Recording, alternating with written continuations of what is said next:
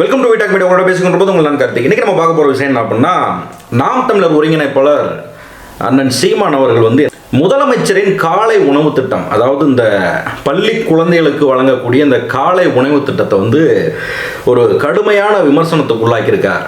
அண்ணன் திருச்சியிலே முகாமிட்டிருக்கிறார். அது ஏன் அப்படின்னா, ஏற்கனவே இந்த திருச்சி எஸ்பி அவர்கள் வருண்குமார் ஐபிஎஸ் அவர்கள் அவருடைய வழக்கிலே தேவையில்லாமல் தம்பிகளை விட்டு, ஃபாரின் தம்பிகளை விட்டு பேச வைத்து, தேவையில்லாமல் அது ஒரு வழக்குக்குள்ளாகி இன்று நீதிமன்றத்திலே அந்த வழக்குக்கு விசாரணைக்காக ஆஜராவதற்காக திருச்சியிலே முகாமிட்டு திருச்சியில் இருக்கிறார். அங்கு அவர் பேட்டி கொடுத்துள்ளார். என்னுடைய பிள்ளைகளை காலை உணவு கூட கிடைக்காத அளவுக்கு தான் இந்த 60 ஆண்டு காலமாக நீங்கள் வச்சிருக்கிறீங்களா நாட்டு மக்களை? ஏன் இந்திய நாட்டை சோமாலியா நாடு நினைச்சிங்களா, நைஜீரியா போல நினைச்சிங்களா அப்படின்ட்டு என்னென்னமோ சீமான ஒரு அரசியல் முதிர்ச்சி மிக்க தலைவராக இருக்கக்கூடிய ஒரு நபர் தான். ஆனால் ஏன் இன்னமும் இத்தனை வயசாகியும் ஒரு அரசனுடைய டேட்டாவை சரியாக வச்சுக்கிட்டு அதற்கு கேள்வி கேட்டால், அதற்கு விமர்சனம் வைத்தால் பரவாயில்லை, அதற்கான தகுந்த விளக்கமும் தகுந்த பதிலும் இந்த அரசாங்கமானது கொடுத்து விடும், அது பிரச்சனை இல்லை. வாட்ஸ்அப்பில் சும்மா தற்குறி தம்பிகள் என்னத்தையாவது எடுத்து போடுறாங்க, என்னத்தையாவது சொல்கிறாங்கன்றதுக்காண்டி அப்போ இருந்து இப்போ வரைக்கும் அண்ணன் சீமான் அவர்கள் இந்த வாட்ஸ்அப் உரையாடல்களை வைத்து எத்தனை நாளைக்கு தான் காலத்தை ஓட்ட போகிறாருன்றது தெரியல. அவர் கூசாமல் சொல்கிறார். இருக்கிறதுலே இந்த சத்துணவு திட்டம் எப்படி எம்ஜிஆர் காலகட்டங்களில் சத்துணவு திட்டம் என்று ஒன்று ஆரம்பித்து படிக்கிற பிள்ளைகளுக்கு சத்தான உணவாக போடன்னு சொல்லி அது எம்ஜிஆர் காலம் தொட்டு அதிமுக காலம் தொட்டு திமுக காலம் கலைஞர் ஆட்சியின் வரையிலும் அது எந்த மாற்றமும் செய்யப்படாமல் இப்போ வரைக்கும் அது எம்ஜிஆர் சத்துணவு திட்டமாகத்தான் செயல்பட்டு கொண்டு இருக்கிறது என்பது அது மாற்ற முடியாத ஒரு உண்மை. அது தவிர்க்கவே முடியாது. இப்படி உள்ள ஒரு சூழல்ல இந்த முதலமைச்சரின் காலை உணவு திட்டம் என்பது இது என்னன்னா, மாண்புமிகு தமிழ்நாடு முதலமைச்சர் ஸ்டாலின் அவர்களால் நன்கு யோசிக்கப்பட்டு நன்கு ஆலோசிக்கப்பட்டு நம்மளுடைய மாணவர்களின் கல்வி திறனை மேலும் வளர்ப்பதற்கு ஏற்கனவே தமிழ்நாட்டில் கல்வியிலையும் சரி மருத்துவக் கல்லூரியிலையும் சரி பல எண்ணற்ற விடயங்களில், ஏன் காவல் நிலையங்கள் அதிகமாக உள்ள சிறப்பாக உள்ள பட்டியலில் கூட முதல் அந்த 3 இடங்களுக்குள்ளே தமிழ்நாடு சிறப்பாக விளங்கி கொண்டிருக்கிறது என்பதை இந்திய ஒன்றிய அரசாங்கத்தின் புள்ளி விவரப்படி அத்தனையும் இருக்குது டேட்டாவோட. இதையெல்லாம் சீமானுக்கு தெரியுமா? இல்லை இரண்டாம் கட்ட நாம் தமிழர் கட்சியில் இருக்கக்கூடிய இரண்டாம் கட்ட தலைவர்களாவது டேட்டா இதுதான், அரசியல் பண்ணுங்க, வேண்டாங்கள அரசுக்கு எதிராக விமர்சனம் வைங்க, ஒரு ஆரோக்கியமான முறையில் விமர்சனம் வைங்க, அதெல்லாம் வேண்டாங்கள, அதெல்லாம் வைக்கலாம். யாருனாலும் இந்திய ஜனநாயக நாட்டில் யாருனாலும் ஆளும் அரசு மீது விமர்சனங்களை வைக்கலாம். அது நியாயமான முறையில் இருக்க வேண்டும். காலை உணவு திட்டம் என்பது அது எவ்வளோ ஒரு சக்ஸஸ்ஃபுல்லாக போய்கிட்டு இருக்குது. இதை பார்த்து பல்வேறு நாடுகளில், வளர்ந்த நாடுகளில், நம்ம பிள்ளைகளுக்கு கூட இப்படி கொடுக்கலாமா அப்படின்ற முறையில் சொன்னால், அந்த பிள்ளைகளை இதில் அங்கிட்டு இருந்த அண்ணன் இன்னும் 60 ஆண்டு காலமாக வறுமை கூட்டி கீழே வச்சுருக்கீங்களா, வறுமையில் வச்சுருக்கீங்களா? அண்ணன் அப்படி கிடையாது. அதாவது பிள்ளைகளுக்கு உப்புமா போடுறது என்னது உப்புமா தான் அப்படின்ற மாதிரி என்ன சொல்கிறது, அசால்ட்டாக சொல்கிறாரு. அண்ணன் உப்புமானா வெறும் ரவையை தண்ணிக்குள்ளே கொட்டி வேக வச்சு அவிச்சுந்தாங்க தின்னுங்க அப்படின்னு சொல்லி பிள்ளைய வாயில் திணிக்கிறது இல்லைண்ணே. உப்புமானா அது பல்வேறு சத்தான காய்கறிகள் போட்டு அது ஒரு பச்சடி மாதிரி கிச்சடி மாதிரி வைத்து அந்த பிள்ளைகளுக்கு அறுசுவையாக கொடுத்து, இத்தனை கிராம் பள்ளி குழந்தைகளுக்கு அவர்கள் சாப்பிடக்கூடிய அளவு இத்தனை கிராம், அத்தனை கிராம் கூட உணவு இல்லாமல், அதாவது அவங்க வீட்டில் எந்த ஒரு வசதியும் இல்லாமையோ இல்லை எந்த ஒரு அடிப்படை எதுவுமே இல்லாமையோ, உங்கள் பாணியில் சொன்னோம்னா என்ன சொல்கிறது, ஒரு வறுமை கீழே வக்கத்து போய் வைக்கல. யார் வீட்லேயும் பிள்ளைகளை அப்படி வைக்கவும் இல்லை, அப்படி வளர்க்கவும் இல்லை. இது தமிழ்நாடு அரசாங்கம் தாமாக முன் இப்போ இந்திய ஒன்றிய அரசு நம்மகிட்ட வரி பணத்தை வாங்கிட்டு எதுவுமே கொடுக்க மாட்டாமல் எத்தனாயிரம் கோடியோ கொடுக்க வேண்டியதுக்கு என்ன சொல்கிறது, வெறும் 200 சொச்சம் கோடியை மட்டும் கொடுத்துட்டு செஞ்சுட்டு இதுதான் உங்களுக்கு அப்படின்னு சொல்லி கொடுத்துட்டு அங்கே பாடாப்படுத்துகிறாங்க பாருங்க. அவங்கள பார்த்து நீங்கள் ஒரு கேள்வியும் கேட்க மாட்டீங்க. ஆனால் இங்கே இருக்கிற வரி பணங்களில் இன்னும் மாணவர்களுக்கு அவங்க சாப்பிடாம எத்தனை மாணவர்கள் வர்றாங்கன்னா, அவங்க வீட்டில் சாப்பாடு இல்லாமல் இல்லை, அவங்க வீட்டில் பல்வேறு வேலையின் காரணமாக பல குழந்தைகள் சாப்பிடாம வந்துடுறாங்க. இன்னொரு வீட்டில் பாதி வீட்டில் சோறு தான் பொங்குவாங்க. காலங்காத்தாலே அந்த சிறு பிள்ளைகளுக்கு சோறை தின்றால் எப்படி இருக்கும்? பள்ளிக்கூடத்தில் பாடம் படிக்க முடியுமா, செய்ய முடியுமா? இது போன்ற எண்ணற்ற, ஏன்னா இன்றைய உள்ள காலகட்டங்களில் இன்றைய உள்ள ஒரு பழக்க வழக்கங்களில் நடைமுறை வழக்கங்களில் இப்படி தான் இருக்குது.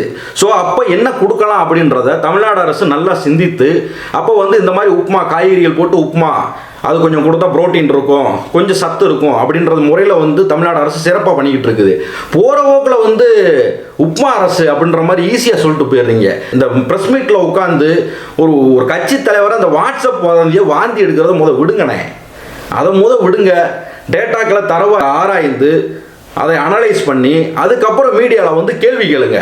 சும்மா போகிற போக்கில் கேட்குறீங்கண்ணே. உங்கள் மேலே எவ்வளோ பெரிய மரியாதை இருக்குது. கொஞ்ச நாளாகவே சரி வேண்டாம் எண்ணத்தை போட்டுக்கிட்டு என்னதான் வந்து விமர்சனம் வைத்தாலும் நாம் தமிழர் கட்சி அதை வந்து என்ன சொல்கிறது, எந்த ஒரு விடயத்தையுமே காது கொடுத்து கேட்க மாட்டார்கள்.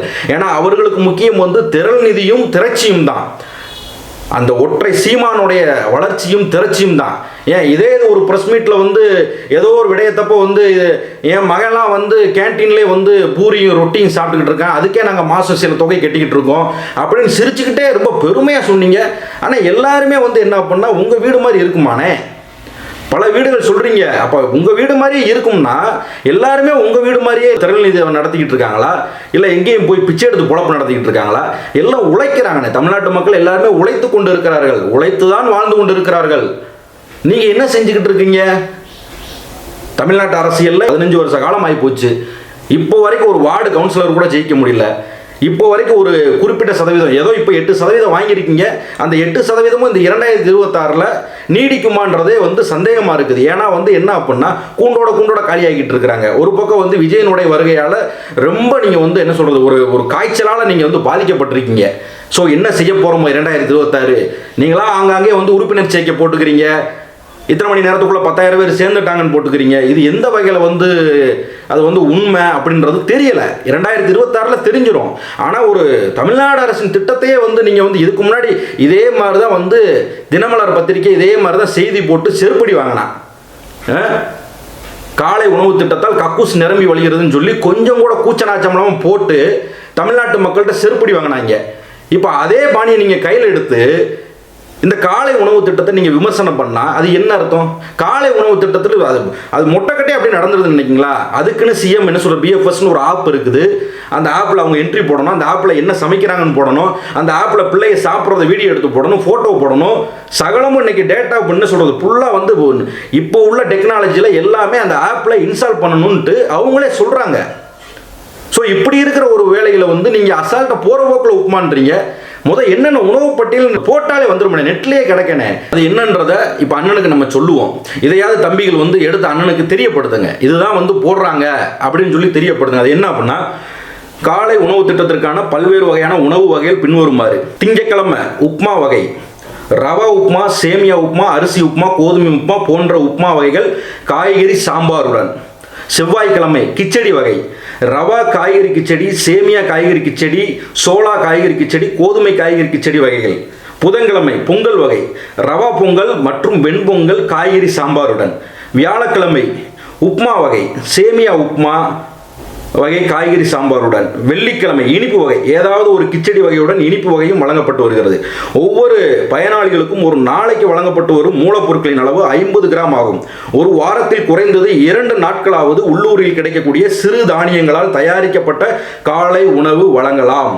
காலை சிற்றுண்டி வழங்குவதால் ஒரு குழந்தைக்கு 293.40 கிராம் கலோரி ஆற்றல், புரதம் 9.85 கிராம், கொழுப்பு 5.91 கிராம், இரும்பு சத்து 20.41 மில்லிகிராம் மற்றும் சுண்ணாம்பு சத்து 1.64 மில்லிகிராம் கூடுதலாக கிடைப்பது உறுதி செய்யப்படுகிறது. இதில் வந்து என்ன அப்படின்னா அந்த உப்மா தான், அதுக்காண்டி வந்து வெறும் ரவையை மட்டும் வந்து கொட்டி இது பண்ணல. காய்கறி எண்ணற்ற காய்கறிகள் போட்டு பிள்ளைகளுக்கு சத்தான ஒரு ஆகாரமாக கொடுக்கறதுல உங்களுக்கு எங்கே எரியுதுங்கிறேன், அது எங்கே வலிக்குது? போகிற போக்கில் உப்மான்னு சொல்லிட்டு போறீங்க. அது எப்படிங்கிறேன் நான், அது எந்த அர்த்தத்தில் சொல்றீங்க? கடமை, தமிழ்நாடு அரசோட கடமை. மக்களோட வரி பணத்தில் அந்த மக்களுக்கு திருப்பி செய்கிறது தமிழ்நாடு அரசோட கடமை. அதை இப்போ இருக்கிற அரசு வந்து நேர்த்தியாக பண்ணிக்கிட்டு இருக்குது. ஸோ இதெல்லாம் வந்து என்ன பண்ண, எந்த ஒரு மாநில முதலமைச்சருமே கொண்டு வராத ஒரு திட்டத்தை இந்தியாவே திரும்பி பார்க்குற வகையில் நடத்திக்கிட்டு இருக்கிற ஒரு திட்டத்தை போகிற போக்கில் இந்த தினமலம்கார மாதிரி நீங்களும் வந்து கொச்சைப்படுத்தினா அப்போ நீங்கள் என்ன நாம் தமிழர் கட்சி?